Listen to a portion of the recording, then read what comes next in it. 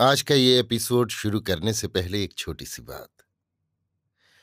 क्या आप भी अपना पॉडकास्ट बनाने की सोच रहे हैं? तो एंकर ट्राई कीजिए। ये पॉडकास्ट बनाने का सबसे आसान तरीका है। नंबर 1, ये फ्री है।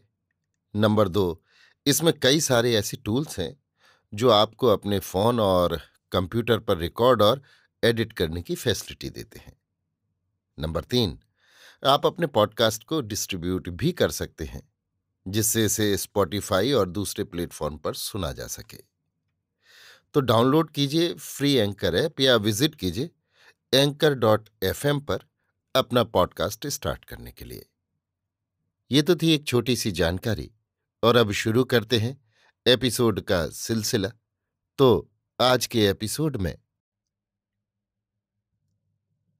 लीजिए सुनिए विश्वंभर नाथ शर्मा कौशिक की लिखी कहानी विजय, मेरी यानी समीर गोस्वामी की आवाज में। विश्वंभर नाथ शर्मा ने विजय नाम से 2 कहानियां लिखी हैं। ये पहली कहानी है। जिस समय कुंवर रत्न सिंह की वयस 15 वर्ष की हुई, उस समय उन्हें अपनी हीन अवस्था का ज्ञान हुआ। उनकी माता योगमाया अपने पति की कुछ विश्वस्त नौकरों के सहित गांव में एकांत जीवन व्यतीत कर रही थी। रानी योगमाया के पति शिव सिंह एक छोटे से राज्य के स्वामी थे। वही राज्य उनकी जन्मभूमि थी। अपनी पैतृक मान मर्यादा की रक्षा में राजा शिव सिंह का वैमनस्य एक ऐसे राज्य से हो गया जो उनसे अधिक शक्तिशाली था। पर वे स्वतंत्र थे।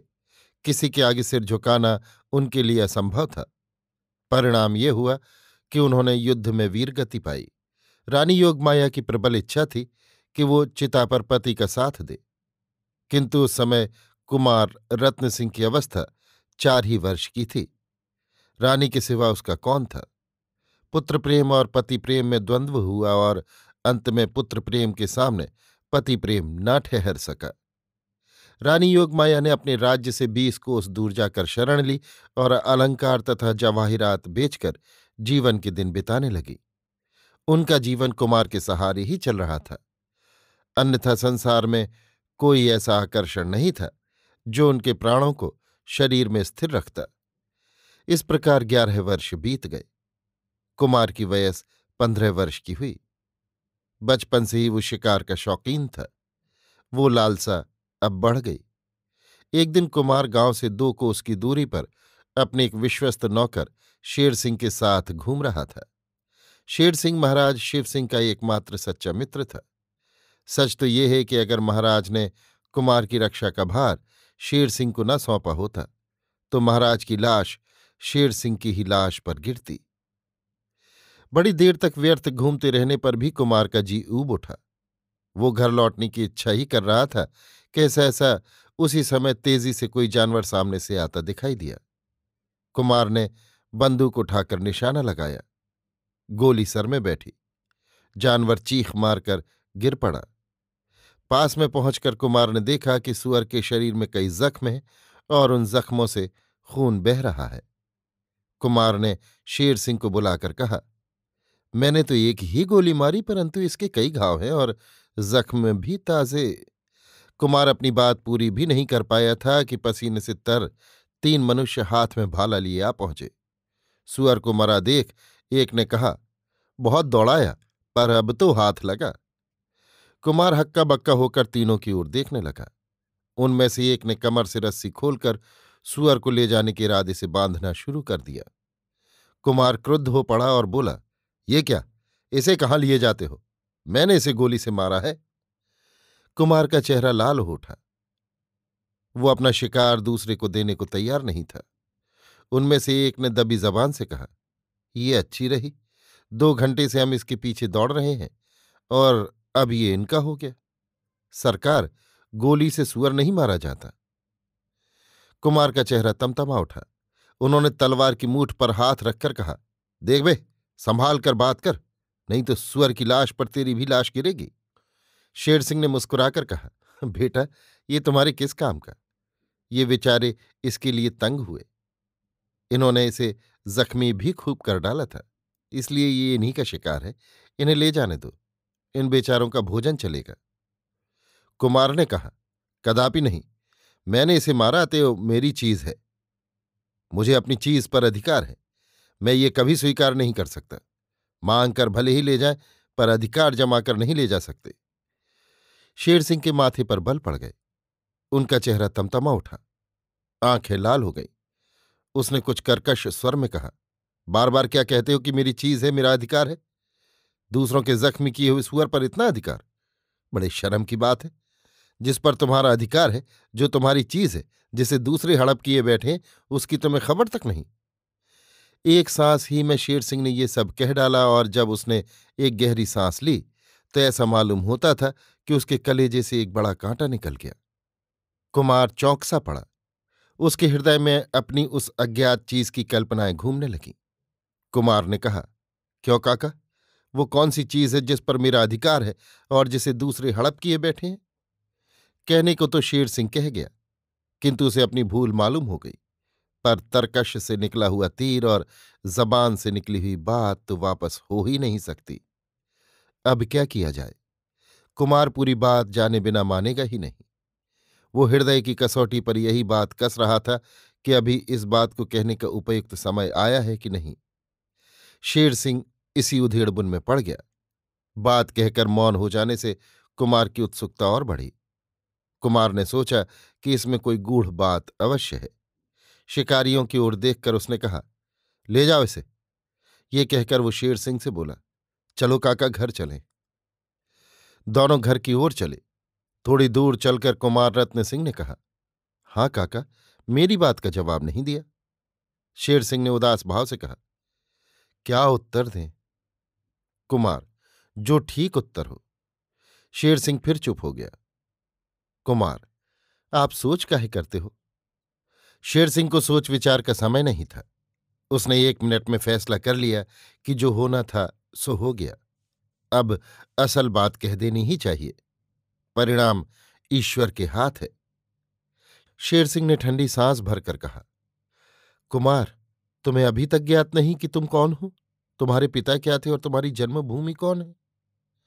कुमार ने कहा, नहीं। एक एक करके शेर सिंह ने पिछली घटनाएं बता दी कि किस तरह स्वाभिमान और जन्मभूमि की स्वतंत्रता की वेदी पर कुमार के पिता ने अपनी कुर्बानी कर दी। पुरानी घटनाओं की स्मृति सजीव होते ही शेर सिंह का दबा हुआ कलेजे का घाव हरा हो गया। शेर सिंह रो पड़ा। कुमार को हिचकी बंध गई। आंसुओं की धार के बीच शेर सिंह ने घटनाओं का क्रम बांधते हुए कहा, कुमार, तुम उस पिता की संतान हो जिसने बड़ी से बड़ी शक्ति के सामने अपना सर ऊंचा रखा। मेरी प्रबल इच्छा यही रही है कि एक दिन स्वदेश को मैं अन्यायियों के पंजे से छुड़ाने का प्रयत्न करूं। या तो सफल हो जाऊं या वीरगति पाऊं। पर मेरी इच्छा तुम्हारे ऊपर निर्भर है। इसी आशा ने मुझे अब तक जीवित रखा है। कुमार ने आंसू पोंछ डाले। आंखें उबल आईं, भवें तन गईं, होंठ कांपने लगे।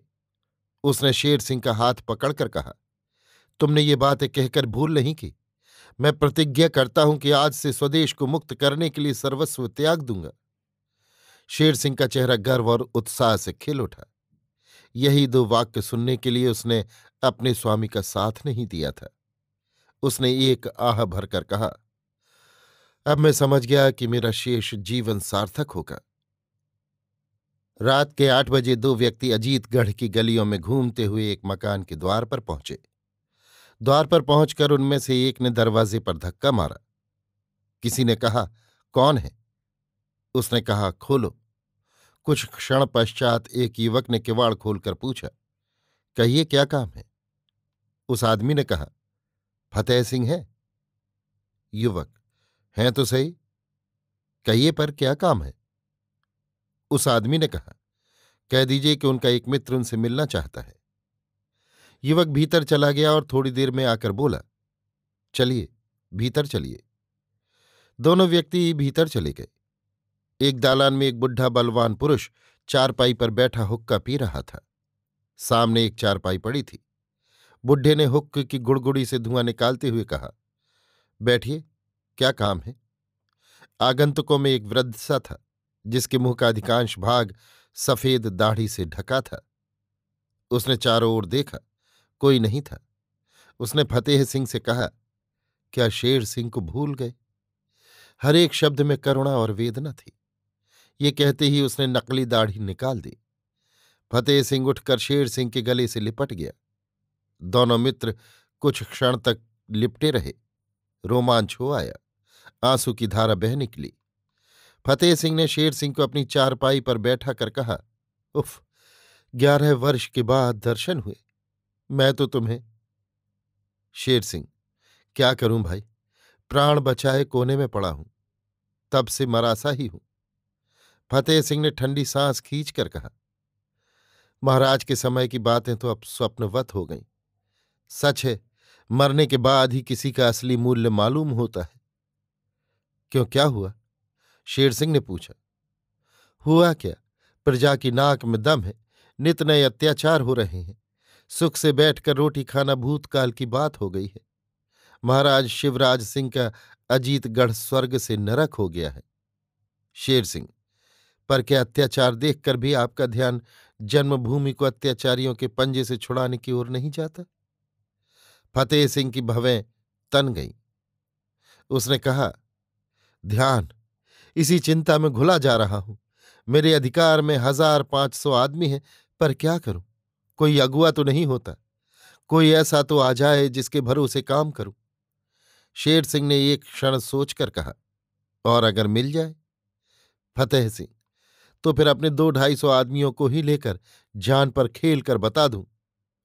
शेर सिंह ने कुमार की ओर इशारा करके कहा, तो सरदार, ये है हमारे स्वामी का अंतिम चिन्ह, अजीतगढ़ का उत्तराधिकारी कुमार रत्न सिंह। फतेह सिंह गदगद हो उठा। वो कुमार के पैरों पर गिरना ही चाहता था कि कुमार ने उन्हें पकड़कर प्रेम से अपने को उनकी बाहों में डाल दिया।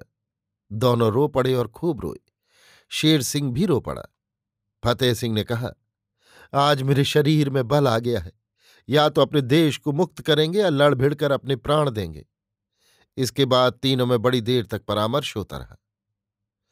रात के 11 बजे अजीतगढ़ से 2 कोस की दूरी पर एक पहाड़ की बड़ी खोह में कुमार सहित फतेह सिंह, शेर सिंह तथा अन्य 10-12 हथियारबंद आदमी बैठे हैं। खोह के अंदर मशालों की रोशनी हो रही है। खोह के द्वार पर 4 हथियारबंद जवान खड़े हैं। थोड़ी देर में अजीतगढ़ की ओर से आदमी आना आरंभ हुए। 4-4, 6-6 आदमियों की टोली साथ साथ आती थी। पहरे वाले उनसे कोई शब्द पूछकर उन्हें भीतर जाने की आज्ञा देते थे। इसी प्रकार 2-3 बजे तक 2.5-3 सहस्त्र आदमी जमा हो गए। तत्पश्चात फतेह सिंह ने उठकर उच्च स्वर में कहा, भाइयों, तुम सब वीर क्षत्रिय हो। तुम्हारे शरीर में क्षत्रियों का गर्म खून बह रहा है। क्या तुम अब भी अत्याचार सहने के लिए तैयार हो? क्या तुम्हें ये बात पसंद है कि पड़ोस का एक छोटा सा सरदार अजीतगढ़ में तुम पर शासन करे और हर समय तुम्हारा रक्त चूसे, तुम्हारी बहू बेटियों को ताके? क्या तुम चाहते हो कि तुम्हारी मातृभूमि पर दूसरों का अधिकार रहे? सबने एक स्वर होकर कहा, कदापि नहीं, हमें मर जाना स्वीकार है, पर यह स्वीकार नहीं। फतेह सिंह, यदि ये बात है तो उसके पंजे से अपने देश को छुड़ाने का आज प्रण कर लो। मातृभूमि की लाज तुम्हारे ही हाथ है। उनमें से कुछ लोगों ने कहा, हम प्रण तो सब कुछ कर लें, पर किसके भरोसे? हमारा सरदार कहाँ है? अजीतगढ़ के सिंहासन पर किसे बिठाओगे? तब फतेह सिंह ने कुमार को आगे करके कहा, अपने सरदार को देखो, अजीतगढ़ के सिंहासन के उत्तराधिकारी को देखो, महाराज के पुत्र युवराज रत्न सिंह को देखो। 6 सहस्त्र आंखें एकदम से कुमार के ऊपर पड़ीं। कुमार तनकर खड़ा हो गया। उसके मुख पर एक अपूर्व प्रतिभा आ गई। लोगों पर उस प्रतिभा का प्रभाव पड़ा। सबने देखा कि उनके सामने वास्तव में कोई राजा खड़ा है। लोगों के हृदय में उसके प्रति श्रद्धा उत्पन्न हुई। सबका हृदय उसकी ओर आकर्षित हुआ। सबने एक स्वर से चिल्लाकर कहा, युवराज चिरंजीव, युवराज की जय हो। हम युवराज के लिए प्राण देने को तैयार हैं। फतेह सिंह ने अपनी तलवार उठाकर कहा, आओ हम सब प्रतिज्ञा करें कि मरते दम तक युवराज का साथ देंगे। इतना कहकर सबों ने अपनी तलवारें चूम ली। अभी तक कुमार चुप खड़ा था। अब उसने उच्च स्वर से कहा, भाइयों, सोते हुए शत्रु पर आक्रमण करना क्षत्रिय धर्म के विरुद्ध है। हमें रात भर ठहर कर प्रातःकाल आक्रमण करना चाहिए। सवेरा होते ही घमासान युद्ध छिड़ गया। युवराज रत्न सिंह के योद्धा अपने युवराज के प्रेम में पागल हो रहे थे, अतएव वे जान पर खेल कर लड़े। ऐसी दशा में उनके सामने कौन टिक सकता था। कुछ घंटों में युवराज की विजय हो गई। अधिकांश शत्रु सेना रणक्षेत्र में वीरगति को प्राप्त हुई। जो शेष रहे वे कैद कर लिए गए। युद्ध समाप्त होने पर युवराज ने शेर सिंह को न पाया। उसने घबराकर पूछा, शेर सिंह कहाँ है? फतेह सिंह ने कहा, मैंने उन्हें किले के सरदार को रोकते देखा था, उसके पश्चात मुझे वो नहीं दिखाई पड़े। इसी समय कुछ आदमी शेर सिंह को उठाए हुए लाए। शेर सिंह घावों के कारण मृत प्राय हो रहा था। युवराज ने व्याकुल होकर शेर सिंह को अपनी गोद में लिटा लिया और शेर सिंह के सिर पर हाथ फेरते हुए कहा, काका ये क्या हुआ? शेर सिंह ने धीरे धीरे आंखें खोलकर युवराज को देखा और किंचित मुस्कुराकर कहा, मातृभूमि की विजय। इतना कहकर शेर सिंह ने सदैव के लिए आंखें बंद कर ली।